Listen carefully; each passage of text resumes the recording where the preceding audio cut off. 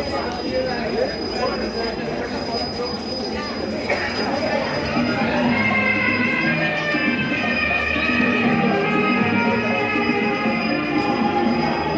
দর্শনার্থী, স্থানীয় পল্লীবাসী, ব্যবসায়ী বৃন্দের প্রতি আন্তরিক অভিনন্দন, প্রীতি, শুভেচ্ছা ও ভালোবাসা। যান্ত্রিক প্রতিমা রাধা কৃষ্ণ ইলেকট্রিক, দক্ষিণ রায়পুর, দক্ষিণ 24 পরগনা।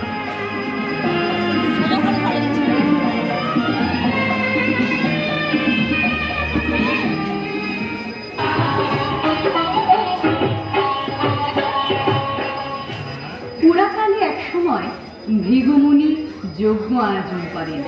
সমস্ত দেবগণ উপস্থিত ছিলেন এই যজ্ঞে। ত্রিদেব অধীনেশ্বর মহারাজ দক্ষ উপস্থিত হন এবং সকল দেবতারা তাঁকে অভিবাদন করেন। কিন্তু জামাতা কৈলাসপতি ভোলা মহেশ্বর প্রণাম করেন। আমি প্রজাপতি দক্ষ, আমার রাজ্যে সকল প্রজারা আমার ভয়ে ভীত। আমি ত্রিভুবন অধিপতি মহারাজ দক্ষ। ভাং ভুতরা ভক্ষণকারী মহাদেব আমার জামাতা হয়ে আমাকে প্রণাম করতে পারছে না।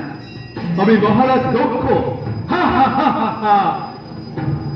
মহারাজ প্রধান্বিত হইয়া আমি করব শিবহীন যজ্ঞ।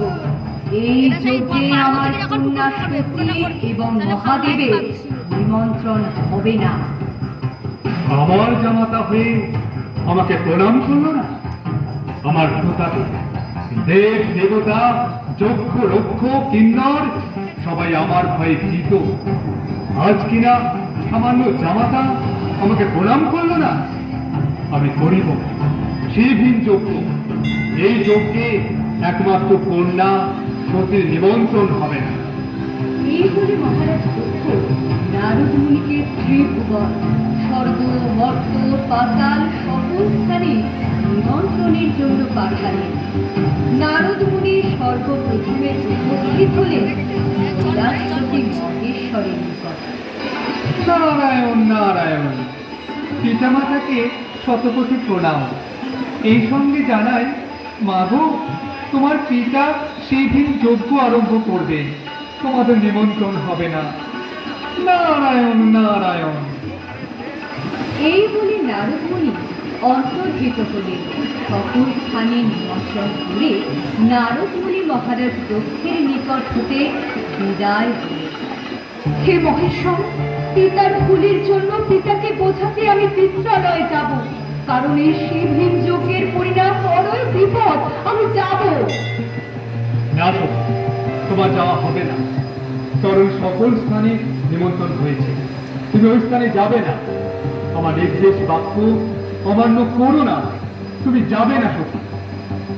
শঙ্করের নিষেধ বাক্য সতীকে বারংবার বিব্রত করতে থাকে। পরিশেষে সতী ক্রোধান্বিত হয়ে শঙ্করকে ভয় দেখালেন। এই দেখ শঙ্কর, আমি কালী, তারা, ষোড়শী, ভুবনেশ্বরী, ভৈরবী, মাতঙ্গী, উমাবতী, ছিন্নমত্তা, বগলা, কমলা, মহাদেব আর থাকতে পারবেন না।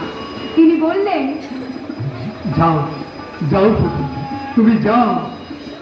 দক্ষরাজ যজ্ঞস্থলে অগ্নিপ্রজ্বলিত যজ্ঞ কুণ্ডে ঘৃত আহুতি দিতে লাগলেন।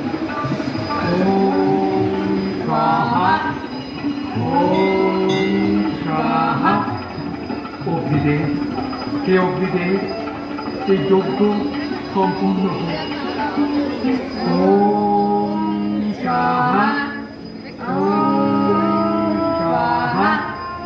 পিতা, পিতা, আমি এসেছি।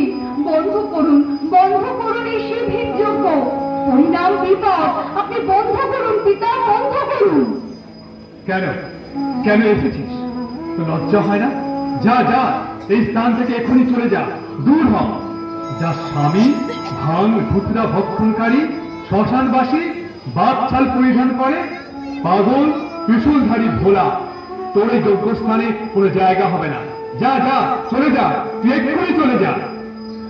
পিতার মুখে কুবাক্য শ্রবণে সতী স্বামী নিন্দা সহ্য করতে পারলেন না। অবশেষে সতী পার্বতীর যজ্ঞকুণ্ডে প্রাণ বিসর্জন দিলেন। এদিকে কৈলাসপতি শঙ্কর বুঝতে পারলেন, তখনই ক্রোধান্বিত হয়ে জটাদেশ থেকে সৃষ্টি করলেন এক ভয়ঙ্কর দানব বীরভদ্র। দক্ষের মস্তকে ছেদন করলেন, দক্ষের মস্তকে ছাগ মস্তকে পরিণত হল। কোথায় সতী? সতী কোথায়? কোথায় সতী?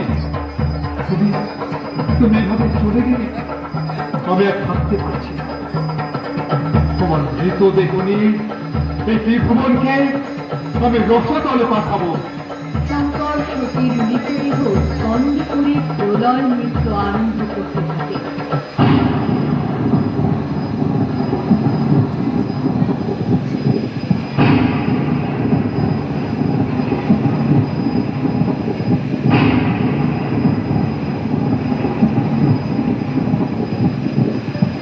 জল স্থল পর্বত হয় একাকার।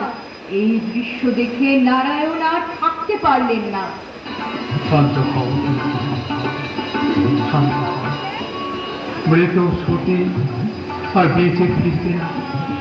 এ শঙ্কর, ক্রোধ নিবারণ করো। শান্ত হও, শান্ত হও, শান্ত হও পিনাকি শঙ্কর, শান্ত হও। অবশেষে শঙ্কর ভোলা মহেশ্বর প্রলয় নৃত্য করতে থাকেন তাথই তাথই রবে। নারায়ণ দেখলেন পৃথিবী রসাতলে পরিণত হবে।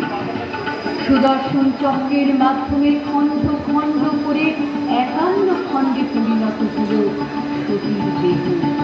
সেই 51 খণ্ডের এক খণ্ড মহাতীর্থ কালীঘাট এবং কামরূপ কামাখ্যা।